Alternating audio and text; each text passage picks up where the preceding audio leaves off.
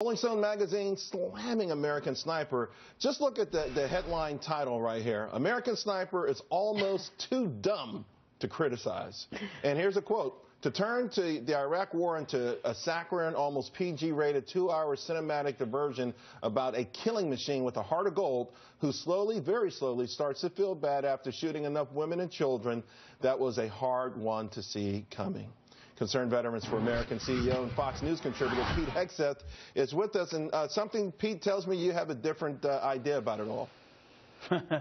Myself and the over $100 million in ticket sales at the box office of Americans who flooded to this movie because they believe in what Chris Kyle stood and fought for, what he died for, what he put his line on the life for. And he put his life on the line so that folks like Matt Taibbi and Michael Moore could make absurd comments and absurd statements. But you know what the bigger issue is here, Charles? It underscores the anti-military nature of Hollywood, that the underbelly that comes out in this statement. Michael Moore made a tweet. This is a full making an effectively anti-military case. They like to separate, we support the troop but not the war, but when it comes down to it, it's about the warriors too. They're dumb, they're ignorant, they're overly religious, they're bloodthirsty, they're clingers from flyover country. That's how they see Chris Kyle, and that's what this bleeds through this article. Yeah, they've had a hard time, trying to hide their disdain for the warriors themselves. What about, though, the notion that somehow America not only glorifies war, but we act like we're the only ones who have been victimized, like we've got to go out and kill everybody else on the planet because somehow they offended us or they scare us.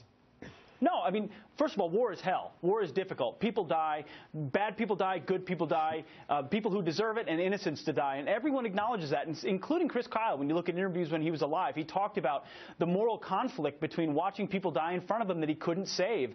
Iraqis and Americans, not just Americans. But one of the phrases Matt Taibbi used was Chris Kyle was a killing machine with a heart of gold. And in some ways, that's America, right? We have the biggest, baddest, most powerful military in the world that could kill anybody it wanted. But we have a heart of gold. We believe in American exceptionalism and the cause of freedom, so we're judicious in how we apply it. Just like how Chris Kyle is judicious in how he applied his violence as a sniper, America is a great country with a powerful military, and we go out to defend free peoples and don't conquer that land. That's something we should talk about, not criticize a sniper doing his job. Yeah, I don't think, I think he meant the heart of gold angle was just a little bit differently, of course.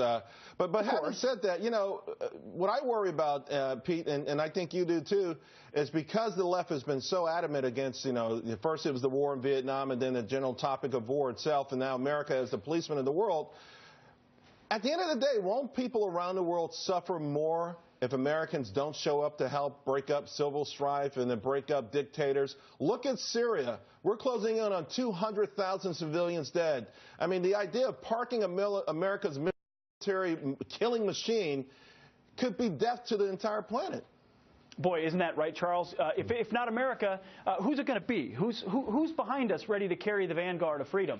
There's nobody else there. The Brits could hand over that guarantor of freedom to us after World War II, but there's no one else to be the guarantor of the free world. And if we decide to sit it out, if we decide not to confront the big challenges of our day, it's not that Russia will take over or China will take over, the Islamists will immediately take over. It's that we'll see chaos, which is exactly what we're seeing right now in Libya and Iraq and Syria and Afghanistan, all the other places where we decided to pull back. American leadership stabilizes the area and makes sure that the forces of good have a forceful seat at the table. Absent us, history is not over, and we're not quite sure where things go. Yep, keeping the peace is the foundation that's created 1 billion extra middle-class people in the last 2 decades. Hey, Pete, thank you very much. Appreciate it. You mentioned the money.